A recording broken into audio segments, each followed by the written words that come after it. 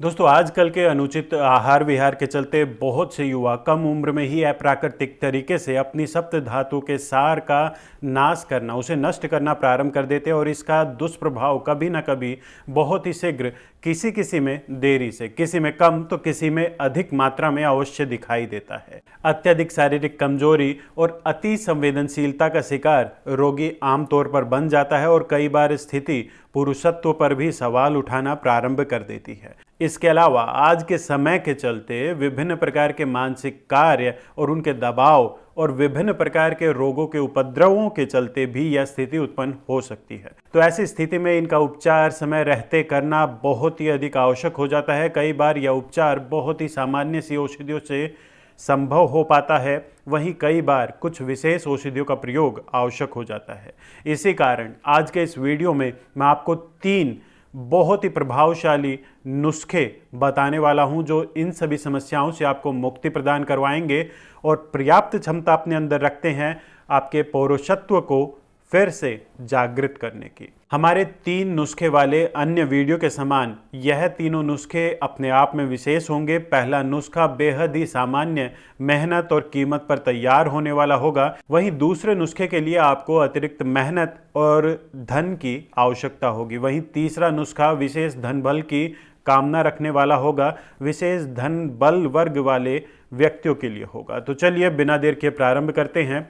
नमस्कार मित्रों, मैं डॉक्टर रोबिन शर्मा आप सभी का स्वागत करता हूं। तो चलिए प्रारंभ करते हैं पहले नुस्खे के साथ। यह पहला नुस्खा इतनी साधारण कीमत पर बनकर तैयार हो जाता है कि कोई भी इसे बनाकर बड़ी ही आसानी से प्रयोग कर सकता है। परंतु इस नुस्खे के बारे में आपको बताने से पूर्व एक छोटी सी बात आपसे जरूर कहना चाहूंगा। इस वीडियो में जितने भी नुस्खे मैं आज आपको बताऊंगा उन सभी को प्रयोग करने से पूर्व आपको कुछ विशेष सावधानियों का ध्यान अवश्य रखना होगा। वो सावधानियां क्या हैं उनके विषय में वीडियो के अंत में मैं आप सभी के साथ विस्तार पूर्वक चर्चा करूंगा, तो वीडियो अंत तक अवश्य देखिएगा। तो पहले नुस्खे के लिए आपको आवश्यकता होगी गोखरू, कोच बीज और मिश्री। इन तीनों को बराबर मात्रा में लेकर इनका बारीक चूर्ण बना ले। जितना बारीक चूर्ण होगा उतना प्रभावशाली लाभ आपको प्राप्त होगा और आपका नुस्खा बनकर तैयार है। इस योग के विषय में कहा गया है कि जो पुरुष निरंतर इस नुस्खे का सेवन करता रहता है वो कभी बूढ़ा नहीं होता है। हालांकि यहाँ ध्यान रखें, जो मधुमेह के रोगी हैं वो मिश्री के स्थान पर त्रिफला का प्रयोग करें, समान लाभ आपको भी प्राप्त होते हुए दिखाई देंगे। चलिए अब आगे बढ़ते हैं और बात करते हैं दूसरे नुस्खे के बारे में। यह दूसरा नुस्खा ना तो बहुत अधिक सस्ता है, ना ही इसे महंगा कहा जा सकता है, परंतु यह नुस्खा इतना अधिक प्रभावशाली है, इतना अधिक लाभकारी है कि महंगे से महंगे नुस्खे भी इसके सामने नहीं टिक पाएंगे। चलिए थोड़ा विस्तार के साथ जानते हैं इस नुस्खे के बारे में। इसके लिए आपको आवश्यकता होगी मिश्री 4 किलो की मात्रा में, गाय का शुद्ध देसी घी 640 ग्राम, विदारीकन चूर्ण 640 ग्राम, पीपली चूर्ण 1 किलो 280 ग्राम और उत्तम श्रेणी का शहद 1 किलो 280 ग्राम। इन सभी चीज़ों को किसी कांच के बर्तन में या फिर चीनी मिट्टी के बर्तन में डालकर आप अच्छी प्रकार से मिलाकर रख लीजिए। फिर दिन में केवल एक बार सुबह के समय अपने पाचन तंत्र के बलाबल का अच्छी प्रकार से विचार करते हुए 5 से 20 ग्राम की मात्रा में इसका आपको सेवन करना है। इस नुस्खे का नाम है सीतादि वृक्ष योग। दरअसल मिश्री का दूसरा नाम सीता भी होता है और यह एक शास्त्रीय योग है। दोस्तों, इस योग की प्रशंसा में कहा गया है कि यह योग परम वृक्ष है, अर्थात वीर्य की वृद्धि करने वाला, रस रक्त आदि सप्त धातु को पुष्ट करने वाला और कंठ शुद्धि का कार्य करने वाला है। मनचाहा वजन इसके प्रयोग से प्राप्त किया जा सकता है और इसका प्रयोग करने से 80 प्रकार के वात विकार, 40 प्रकार के पित्त विकार और 20 प्रकार के कफ विकारों से मुक्ति न केवल संभव है बल्कि आपको अपने पुरुषार्थ पर अभिमान करने का यह मौका अवश्य प्रदान करता है। हालांकि यह बातें आपको सुनने में अतिशयोक्ति के समान लगे, परंतु यहाँ रोगी की जठराग्नि और उसके शारीरिक बलाबल का एक अच्छे आयुर्वेदिक चिकित्सक के मार्गदर्शन में संपूर्ण ध्यान रखते हुए उचित मात्रा के साथ प्रयोग किया जाए तो निश्चय ही यह सभी लाभ कोई भी प्राप्त कर सकता है।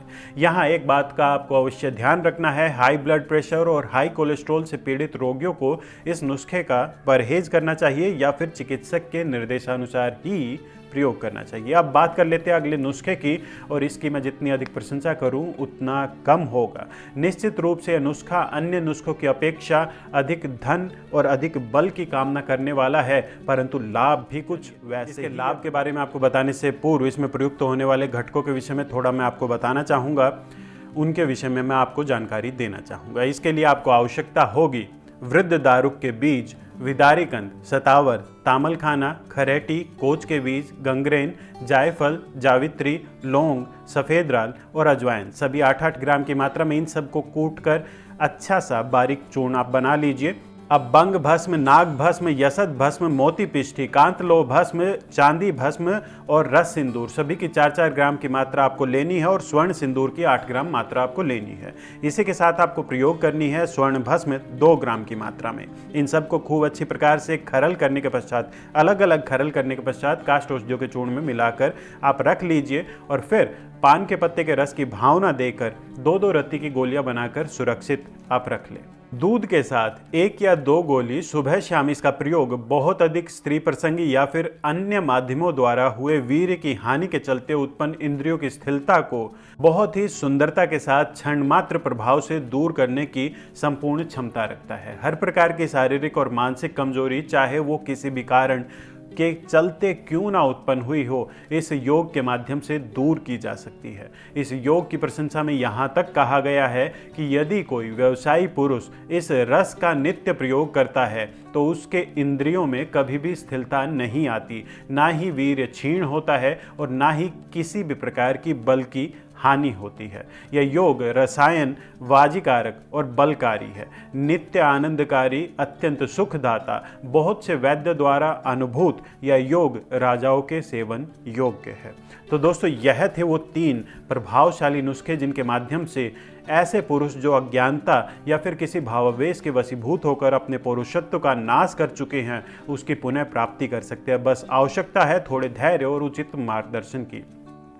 अब बात कर लेते हैं इन नुस्खों की सावधानियों के विषय में। पहली सावधानी नुस्खों को प्रयोग करते समय रोगी को बरतनी चाहिए, वो है रोगी के पाचन तंत्र और शारीरिक बलाबल का ध्यान अवश्य रखना चाहिए। उसी के अनुरूप उचित मात्रा में इन नुस्खों का प्रयोग प्रारंभ करना चाहिए। विशेष तौर पर पहले और दूसरे नुस्खे में यदि एक बार में अधिक मात्रा में इनका प्रयोग कर लिया जाए तो निश्चित तौर पर पाचन तंत्र पर विशेष नकारात्मक प्रभाव ये उत्पन्न कर सकते हैं। अब बात कर लेते हैं दूसरी परंतु बहुत ही महत्वपूर्ण सावधानियों के विषय में।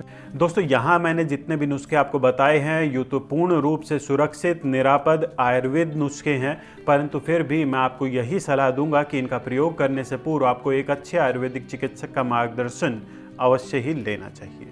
तो दोस्तों, आशा करता हूँ आपको मेरे द्वारा दी गई ये जानकारी पसंद आई होगी। अगर आपको ये जानकारी पसंद आई है तो अधिक से अधिक लोगों के पास शेयर कीजिए, वीडियो को लाइक कीजिए, अपने सुझाव अपने सवाल मुझे नीचे कमेंट के माध्यम से बताइए और अगर आपने अभी तक हमारे चैनल को सब्सक्राइब नहीं किया है इसे अभी सब्सक्राइब कर लीजिएगा। अभी आगे चाहता हूँ, मिलते हैं अगले वीडियो में।